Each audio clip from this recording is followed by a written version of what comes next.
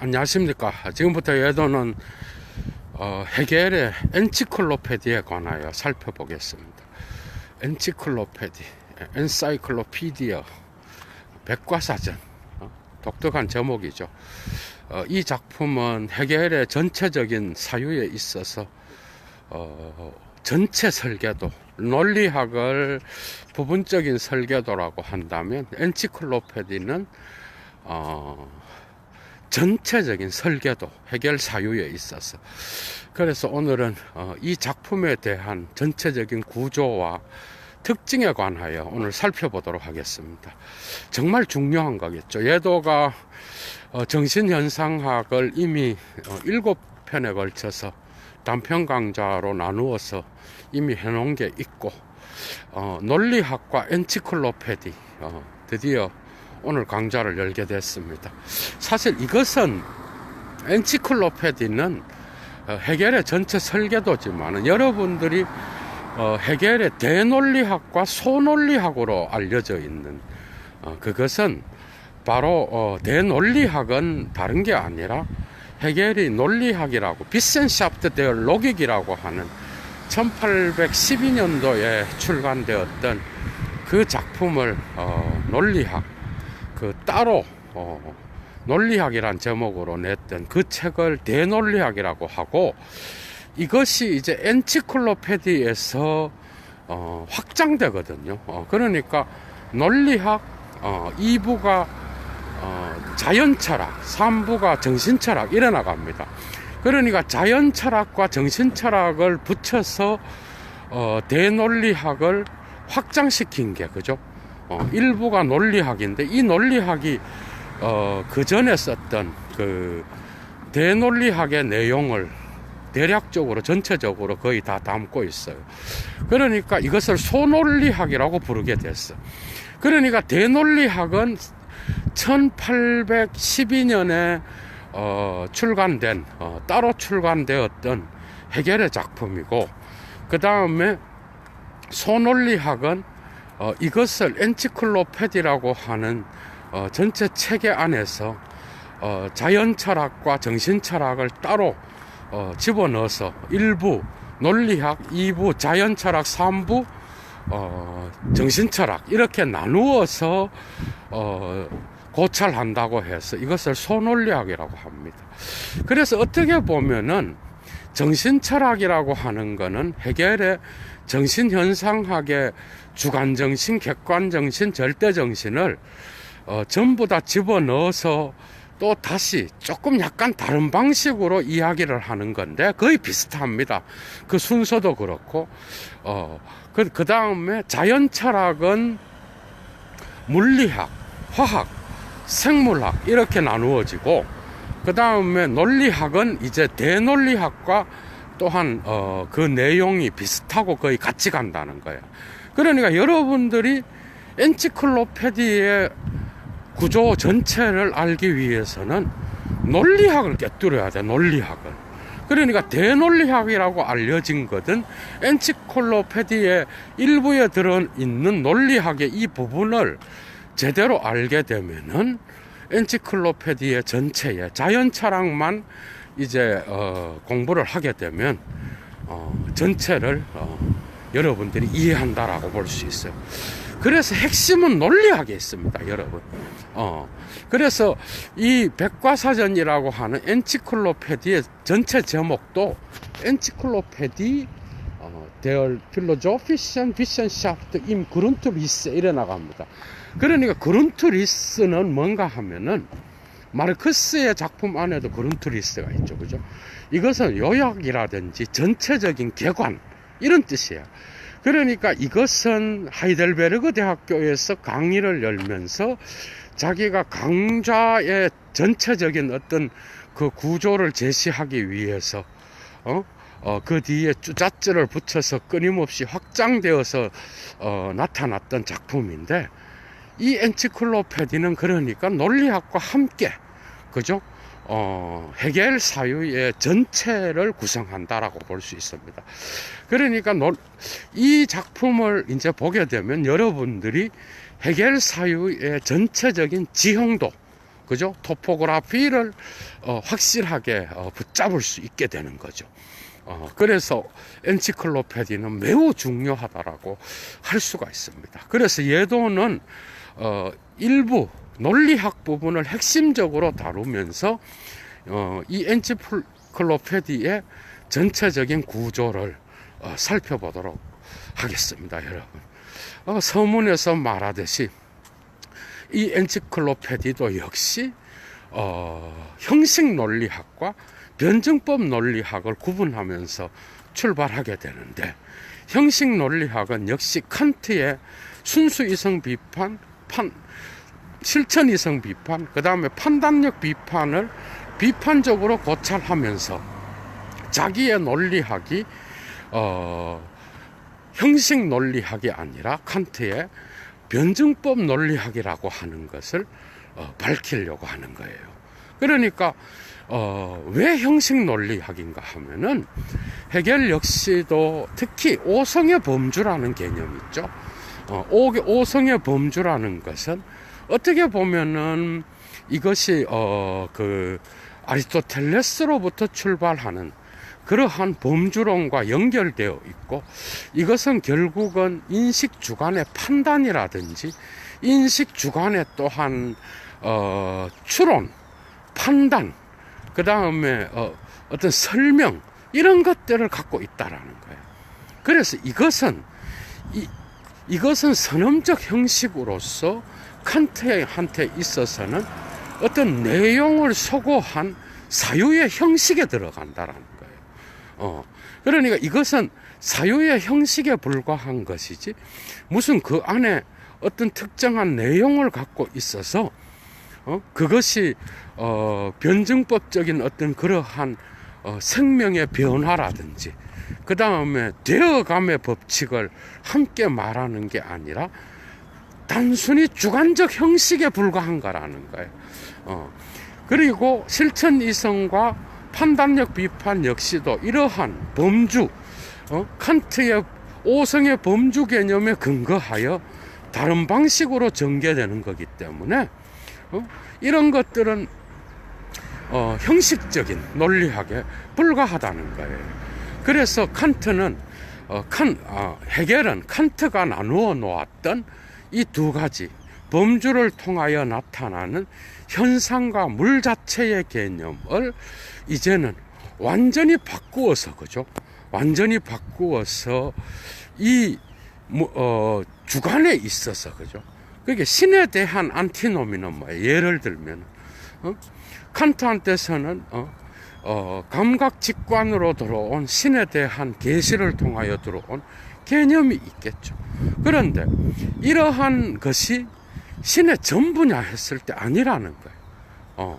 그러니까 오성의 범주로 판단을 내리지 못하는 신에 보이지 않는 부분은 전혀 이야기할 수 없기 때문에 안티노미에 걸려 있다. 이런 방식으로는 설명해 나가는 거예요.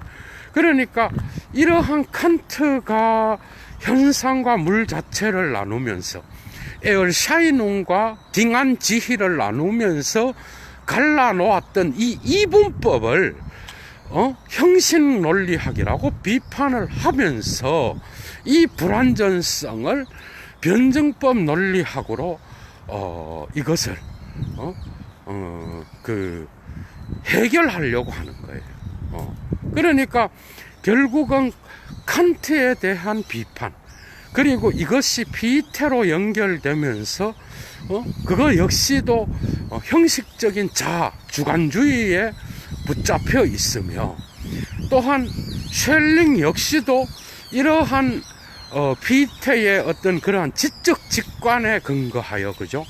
또 다른 안지희, 피얼지희, 아눈트 피얼지, 여러분들 이 대자, 적자, 그 다음에 적자, 대자, 이 개념은 헤겔 개념이 아닙니다.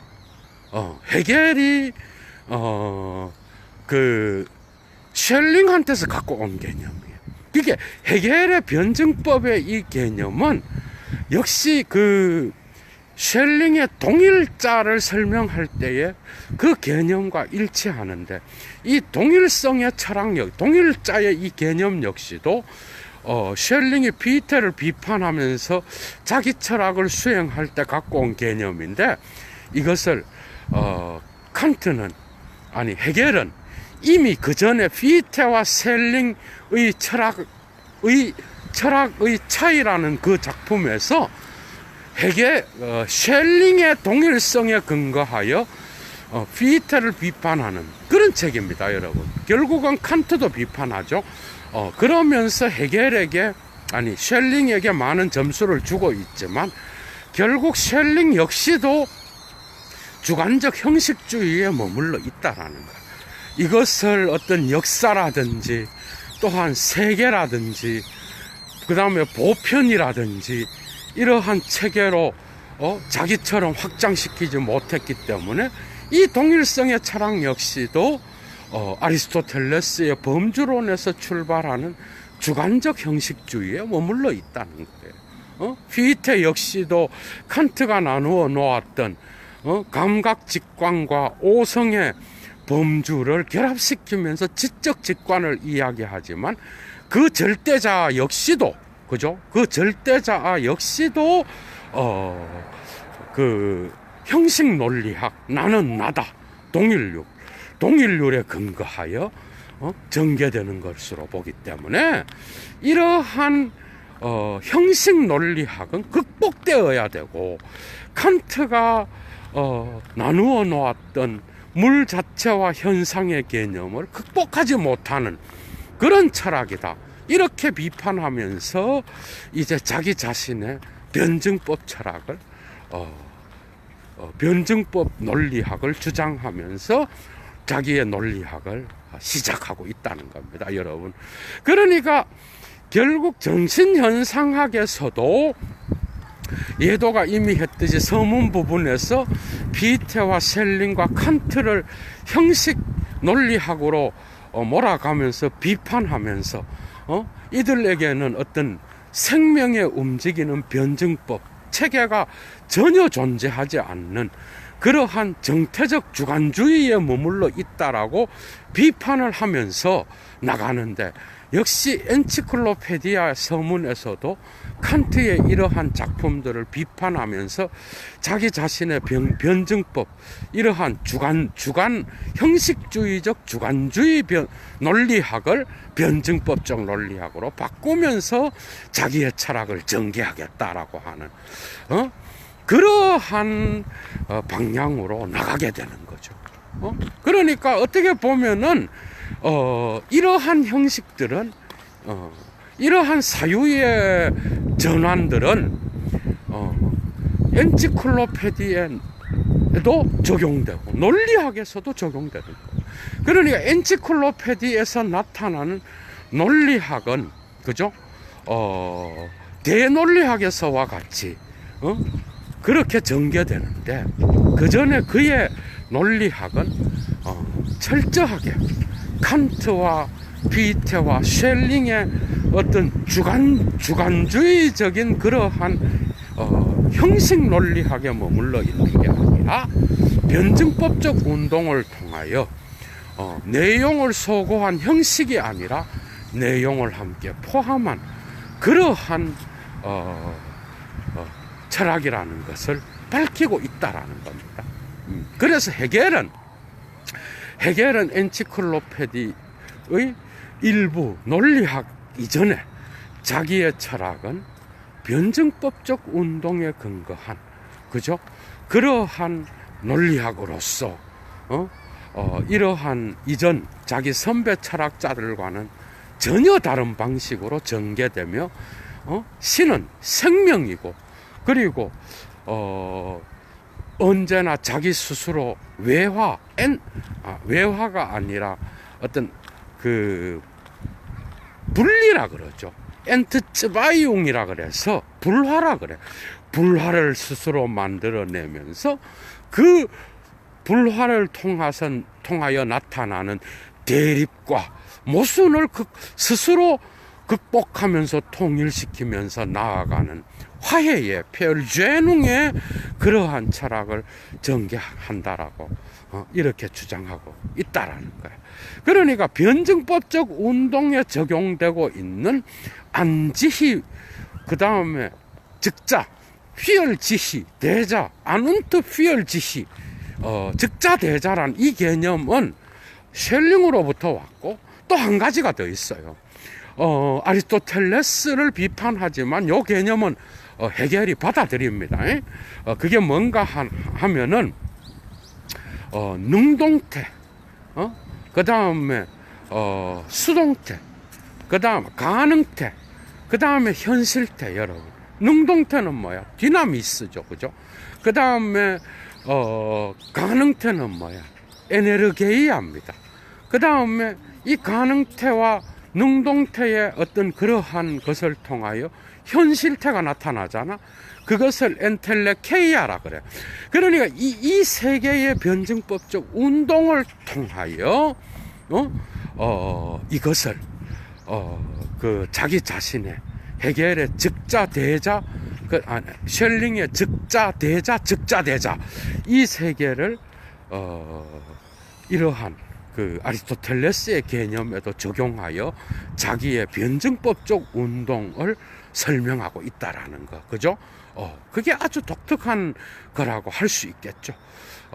그러니까 논리학 본론으로 들어가게 되면은, 논리학은 존재론과 본질론, 그 다음에 마지막으로 개념론으로 나누어집니다, 여러분.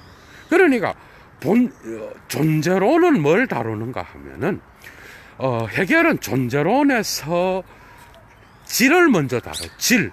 그러니까 질이 뭔가 하면은 있음과 없음, 그 다음에 되어감, 이런 세 가지를 중심으로 해서 존재와 무와 생성을 다루는 거예요.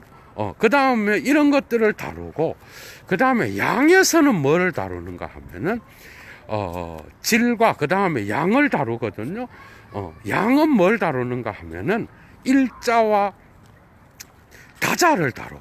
그러니까 일자와 다자는 그 분리와 디스크레지온, 분리와 그 다음에 결합, 콘넥지온, 결합을 통하여, 변화를 통하여 이 세계의 다양한 것들을 만들어낸다라는 거예요. 이런 방식으로 일자와 다자를 다루고, 그 다음에 거기서 양을 다루는 거예요. 그리고 이 질과 양의 통일과 변증법적 종합으로서 마스, 척도를 다루는 거예요. 그러니까 척도 안에서 질과 양이 종합된다라고 보는 거예요. 이런 식으로 그 자기 자신의 그 논리학에서 첫 번째 존재론을 다루는 겁니다. 그 다음에 이 존재론에서 또다시 본질론으로 가. 본질론에서는 뭐가 다루어지는가 하면은 첫 번째가 본질을 다루고, 그리고 두 번째가 현상을 다루고, 세 번째가 실제를 다룹니다. 이걸 다른 말로 현실성이라 그래요. 그 다음에 세 번째로 다루는 게 바로 그 개념론이라 그래서 주관적 개념과 객관적 개념을 다루고, 이것의 종합으로서 이념을 다루고 있습니다. 이런 방식으로 논리학이 전개되는 거야. 그러니까 논리학의 체계는 이렇게 되는 거예요. 이 논리학의 체계로부터 이제 외화, 엔트 오이서룽이 일어나서 이제 자연 철학으로 가게 되는데, 거기에는 이제 학문이 다루어지게 되는 거야. 자연과학의 학문들이. 그게 뭔가 하면은 그 물리학과, 그 다음에 화학과, 생물학이 다뤄. 그 당시에 화학이 헤겔 당시에 상당히 발전하고 있었죠. 그래서 그 헤겔이 화학을 뭔가 좀 오늘날의 관점에서 보면 원시적 상태이긴 하지만 화학을 언급하고 있다라는 건 독특한 현상이라고 볼 수 있습니다. 그 다음에 생물학을 다루고, 그 다음에 이것이 자연 철학이고, 이 자연 철학이 외화되어서 정신 철학으로 가는데, 여기에서 비로소 정신 현상학에 다루었던 주관 정신, 객관 정신, 절대 정신을 다루. 그 순서는 거의 비슷합니다. 주관 정신에서도 뭐 감각과 지각과 그 다음에 오성과 이성을 다루고, 그 다음에 또 객관 정신에서는 경제와, 그죠? 경제도 다루고, 또한 법도 다루고, 가정도 다룹니다. 이 공동체, 게마인샤프트를 다루고, 그 다음에 세 번째 절대 정신에서, 뭐죠? 예술과 계시 종교와 그 다음에 철학을 다루게 되는 거예요. 이건 같이 가는 거예요. 여러분들이 정신현상학의 구조를 보게 되면. 그런데 결국 핵심은 뭐죠? 논리학에 있죠, 여러분. 그렇다 그러면 다시 논리학으로 돌아옵니다, 여러분. 논리학에게서 전개되고 있는 그 존재론, 본질론, 개념론은 헤겔이 이런 말을 합니다. 그래서 헤겔은 철저히 형이상학에 가까운 거예요. 그게 뭐라고 말하는가 하면, 창조 이전에 신의 순수 형상을 다룬 게 바로 논리학이라고 이야기를 해요. 그러니까 여러분들 봐요. 본질의 개념, 그게 얼마 전에 예도가 강의를 열었듯이, 그리고 5분 만에 철학 개념 두 번째 주제에서도 열듯이, 사르트르가 뭐라 그래요? 실존은 본질에 앞서. 여러분, 본질이 뭐야? 여기에서 있는 거예요. 그러니까 본질론에서 세 개의 주제가 나누어져. 이거는 여러분 신비주의와 연결, 마이스트 에카르트라든지 까발라주의에서도 나타나는 그러한 다양한 종교의 유대 신비주의와도 관련되어 있고, 그런데 헤겔은 어쨌든 마이스터 에카르트의 어떤 그러한 신비주의와도 연결될 수 있어요. 거기에서 신이 어떤 방식으로 자기 자신의 어떤 현현을 통하여 이 세계와 관계하는지를 우리는 대략적으로 볼 수가 있어. 그러니까 예도가 그것을 적용시켜서 이 본질론을 여러분들에게 설명하려고 해요. 그러니까 존재론에서 다루어지는 건 질이고 양이고 척도야. 질은 뭐라 그랬죠? 질은 존재가 있고, 이 존재는 인식과 관계하면서 모든 것을 다 인식할 수 없는 인간. 그러니까 순수 존재는 엄청난 그 중요한 말을 해요. 여기서 순수 존재는 순수 무와 같다. 그래서 순수 무와 순수 존재는 철저하게 되어감으로 변증법적인 질적 도약, 크발리타티벌 슈프룽이라 그래, 독일어로. 이것을 키에르케고르는 질적 도약을 뭐라 그래요? 질적 차이. 그게 뭐죠? 신과 인간 실존과 신의 본질 사이에 건널 수 없는 심연을 표현할 때, 여기로부터 여기로의 도약은 질적 도약밖에는 질적 차이가 있다라는 거예요. 그래서 신앙의 결단을 통한 슈프룽 도약으로만이 이것을 건널 수 있다 그러잖아. 그게 여기 이런 개념과 다 연결되어 있는 겁니다, 여러분. 그러니까 헤겔이 다루고 있는 이 그 논리학에서, 그죠? 엔치클로페디의 일부를 차지하는 이것이 대논리학과 거의 비슷하게 갑니다. 그러니까 그 논리학에서 첫 번째 다루는 이 존재론에서 첫 번째가 질이야. 크발리테트야. 이 질은 뭐와 연결되어 있는가 하면은 자인, 존재, 그 다음에 니츠, 무, 그 다음에 웨얼된, 되어감, 생성. 그러니까 순수 존재는 순수 무예요. 그런데 순수 존재와 순수 무의 그러한 관계는 칸트와 같은 방식으로 어떤 우리가 물 자체, 우리의 인식 밖에 있는 우리의 인식으로 들어오지 않는 거는 우리는 알 수 없다는 방식으로 나가서는 안 된다는 거예요. 그러니까 이 무는 순수 존재는 순수 물을 지향하여서 뭐가 되는가 하면 생성이 돼버려요. 이해가 되죠. 이것은 디나미스가 에네르게이아를 통하여 엔텔레케이아가 되는 거랑 같은 거예요. 누구한테서? 아리스토텔레스한테서. 그러니까 이러한 존재와 무와 생성은 그래서 해겔의 변증법 논리학에서 매우 중요한 개념입니다. 되어감 속에 있다. 이게 이제 이런 부분은 니체의 사유랑 같이 가는 부분이에요.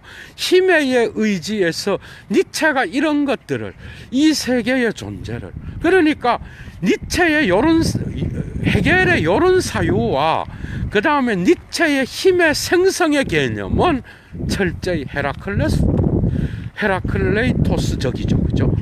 고대 철학에서 찾아내자고 하자면. 그래서 그 두 사람 다를 생철학자라 그래서 헤라클레이토스 계열로 보는 그런 글쓰기도 많이 나타나고 있다라는 겁니다, 여러분. 그래서 존재와 무와 생성의 관계를 질에서 다루고 있다는 거예요, 여러분. 그러니까 질과 양을 다룬다는 건 그런 식으로 나가는 거예요. 그 다음에 양은 뭐야? 양은, 여러분, 양은 일자와 다자, 그 다음에 이 일자와 다자의 분리와 연결을 통하여 나타나는 그러한 이 세계의 다양한 것들을 이야기하고 있다라는 거예요. 그러니까 신이 자기 일자와 다자와의 관계를 통하여 어떤 창조를 만들어내듯이 이게 바로 양을 나타내는 거예요, 해겔한테서. 그 다음에 이 질과 양의 종합을 척도라 그래요, 여러분. 척도는 정도잖아, 그죠? 그런데 이제 이런 것들을 거쳐서 두 번째, 본질과 현상과 그 다음에 실제, 현실성을 다룹니다, 여러분. 그러니까 요거를 예도가 이제 신비주의적인 관점에서 풀어보도록 하겠어요. 여러분, 본질이 뭐예요? 본질이 뭐예요? 여러분, 이거 완전 신학적으로 나가야 됩니다. 그러니까 논리학은 자연철학과 정신철학과는 다르게 해겔이 신이 창조 이전에 신의 자기 모습과 관계된다 그랬거든. 그러니까 어떻게 보면 이 논리학은 신학과 관계될 수 있어. 그런데 본질로는 더더욱 그래. 그래서 예도가 지금 신학과 연관하여 이걸 풀어보려고 합니다, 여러분. 여러분, 신이 최초에 이 세계를 창조하지 않았어요. 창조하지 않고 자기 자신 안에 있었어요, 여러분. 신의 자기 자신 안에 있음을 우리는 본질이라 그래요. 이제 이해가 돼요? 본질이 뭐야? 독일어로 베젠이야. 그러니까 본질은 다른 게 아니라 신이 자기 자신 안에서 아직까지 세계로 외화되지 않은 상태. 엔트 오이서룽. 외화는 다른 말이 아니라 오이서룽은 바깥으로 나온다라는 거고, 엔트는 깨다라는 거야. 파괴라는 거야. 벗어난다라는 거야. 깨고 어떤 종합, 어떤 덩어리로부터 바깥으로 나온다는 거야. 그러니까 우리가 신을 비유적으로 얘기한다 그러면 본질은 뭐야? 신이 자기 자신 안에 있는 거예요, 여러분. 이해가 돼요? 자기 자신 안에서 아직 뭔가 운동을 통하여 바깥으로 나온 게 아니야. 이 상태에서는 창조도 없고 어떤 그 신의 자기 자신과의 대면 속에 있는 거예요. 신의 자기의식 상태 속에 있는 거야. 아직 타자의 이물질이 나오지 않는 거야. 신이 창조를 통하여 타자를 포섭하지 않은 상태야. 이게 본질이에요, 여러분. 그러니까 셀링의 전기 철학은 이런 동일자, 신을 이런 본질로 보는 거야. 그런데 신이 창조를 하려 그러면 알이 자기 자신으로부터 나오듯이 깨고 자기로부터 외화돼야 돼. 이해가 돼요? 그러면 현상이 나타나. 여러분, 맞죠? 이게 바로 현상이야. 그리고 현상이 나타나서 자기 바깥으로 나와.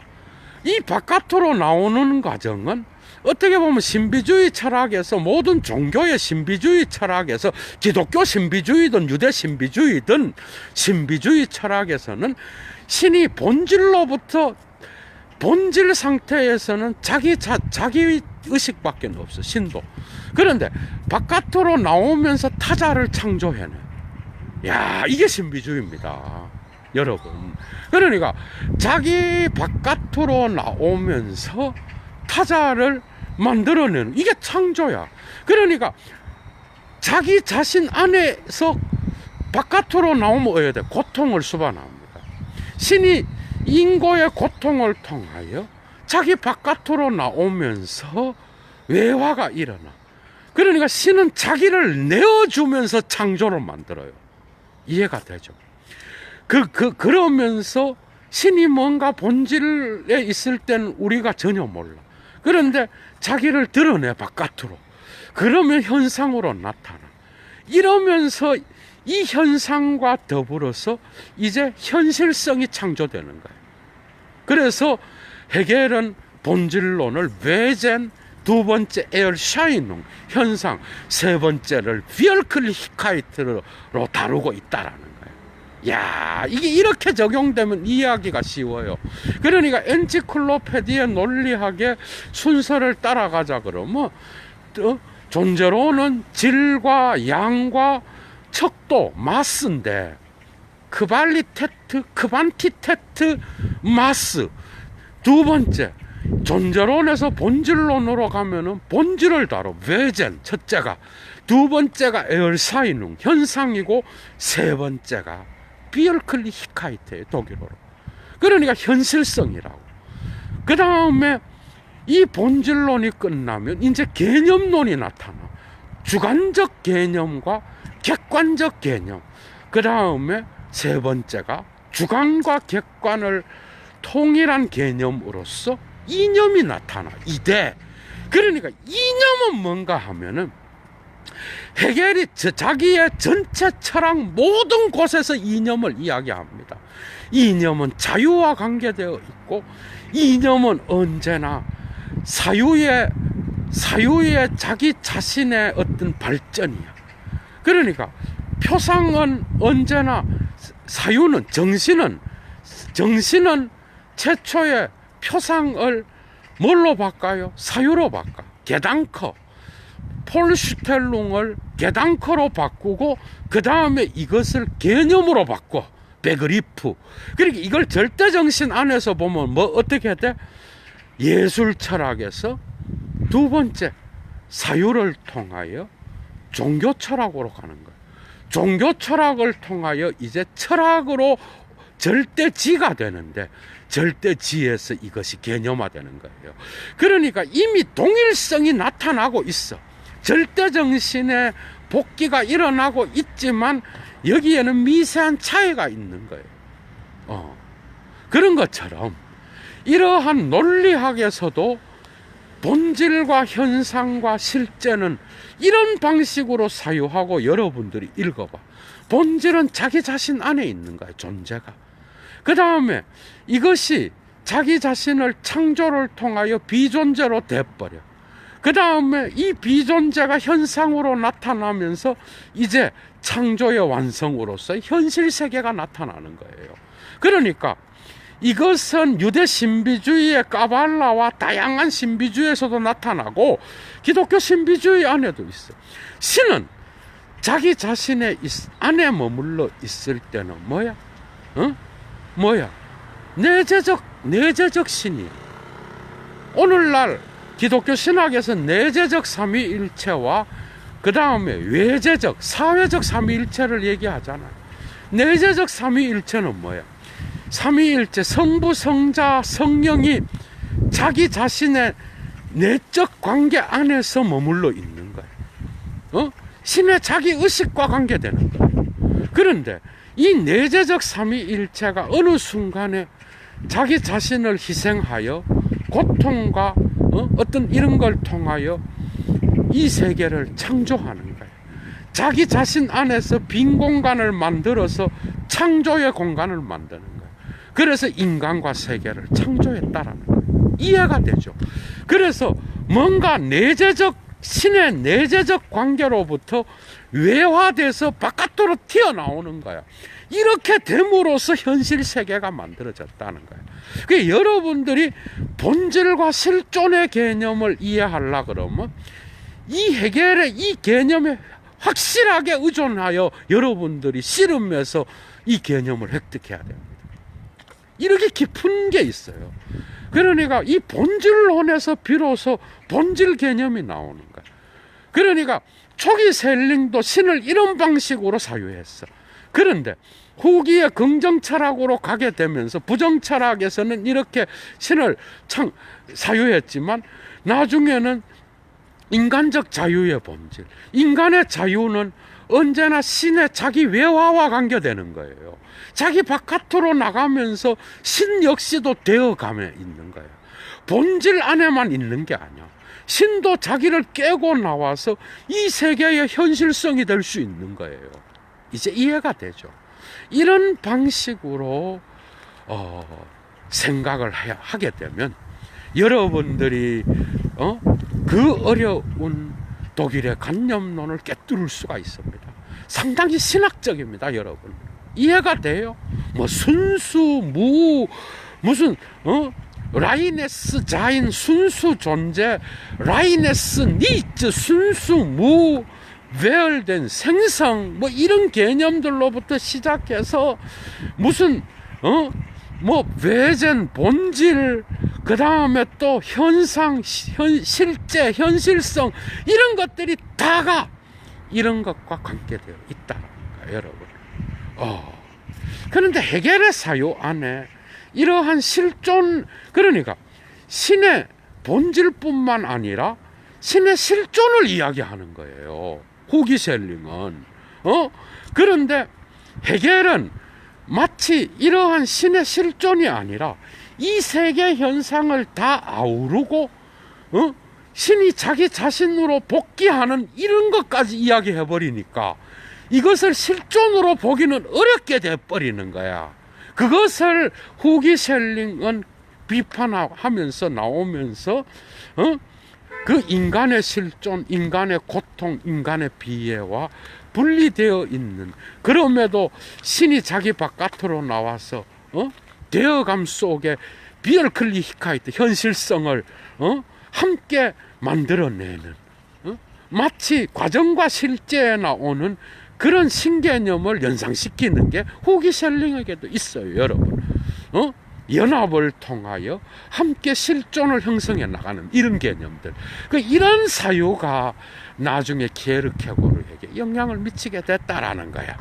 그러니까 엔치클로페디에 나오는 해겔의 논리학, 그게 대논리학에도 적용돼요. 이 논리학에서 본질론은 이런 방식으로 여러분들이 사유하면서 본질의 개념을 이해한다면 여러분들이 충분히 이 해겔의 사유를 따라가고 1차 자료를 읽어도 어느 정도 개념을 잡을 수 있을 거라고 예도는 생각하는 거예요. 그리고 주관적 개념과 객관적 개념을 종합한 이념의 개념, 그죠?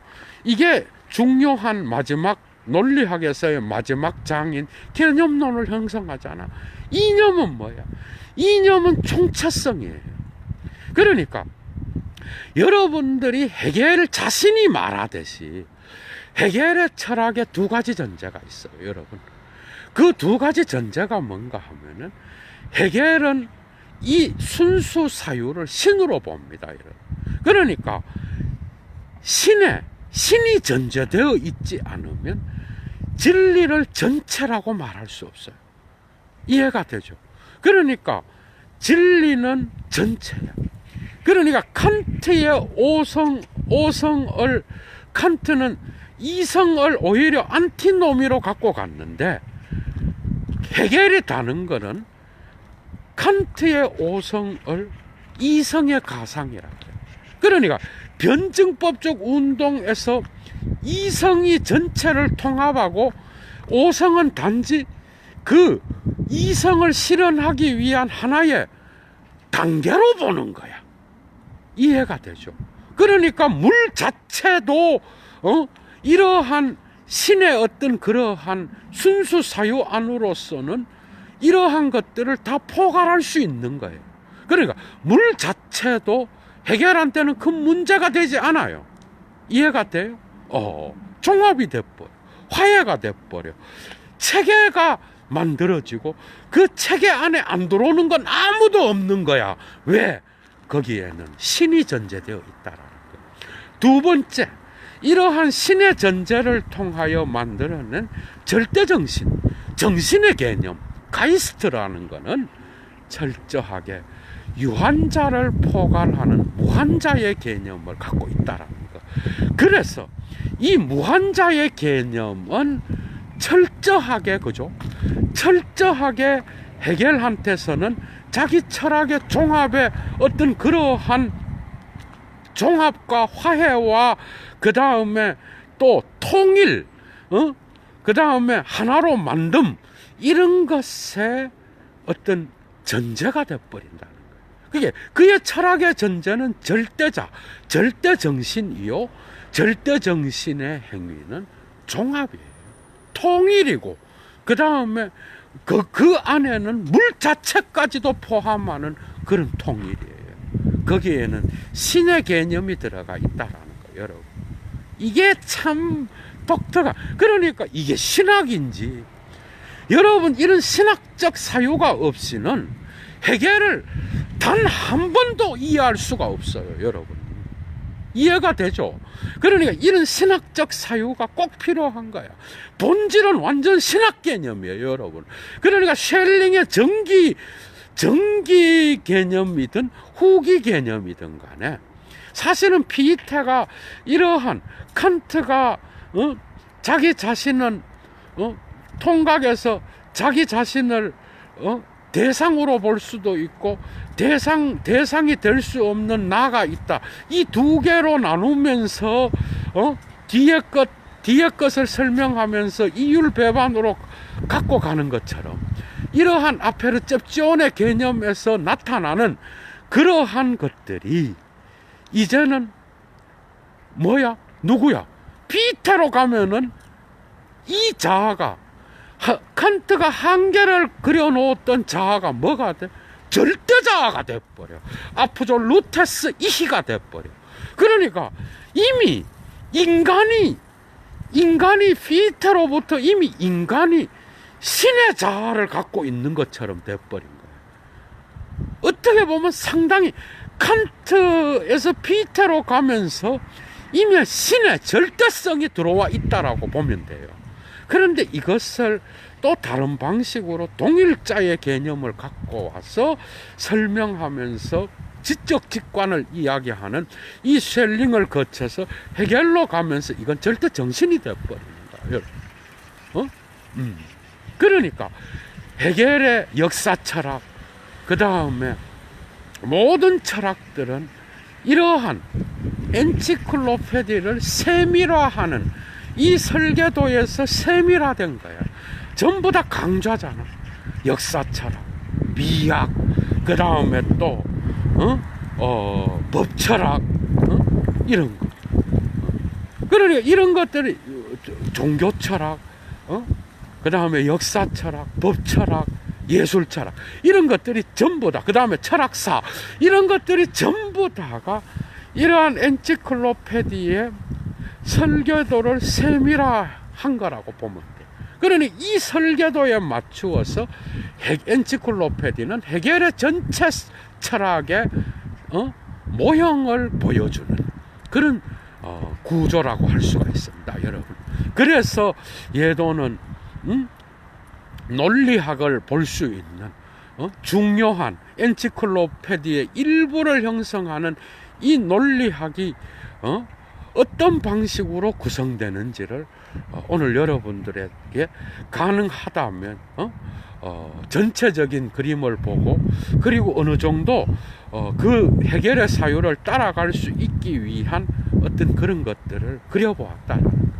그러니까 마지막에서 설명되는 개념론에서 이념은 그런 겁니다. 그러니까 이념은 전체와 관계되어 있고 신의 정신과 관계되어 있고, 그 다음에 이것은 사유의 사유를 통하여 모든 것들을 포괄하고 모든 과정 속에서 진행해 나아가는 사유의 운동이요, 정신의 자기 운동이요. 이 이념은 그래서 자유를 갖고 있다라는 거예요. 이제 이해가 되죠. 그래서 헤겔이 말했던 그런 이념과는 조금 다르게, 그죠?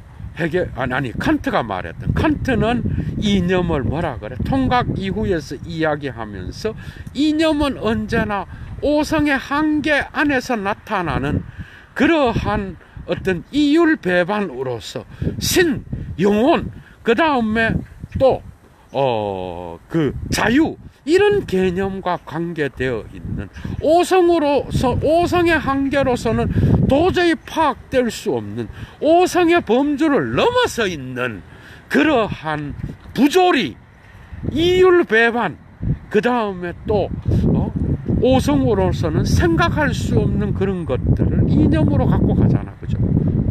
그런데 헤겔의 이념은 이러한 정신의 자기 운동을 통한 총체성, 진리의 전체, 끊임없는 과정 속에서 전체를 포괄하는 그러한 어떤 그 자유정신, 이러한 신의 정신의 운동 전체를 가리키는 그러한 개념으로서 나타나고 있다라는 거예요.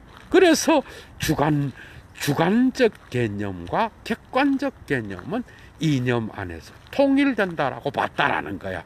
이런 식으로 논리학의 존재론과 본질론과 개념론이 끝나고 이 외화를 통하여 자연철학이 나타나고, 거기에서 헤겔은 뭐죠?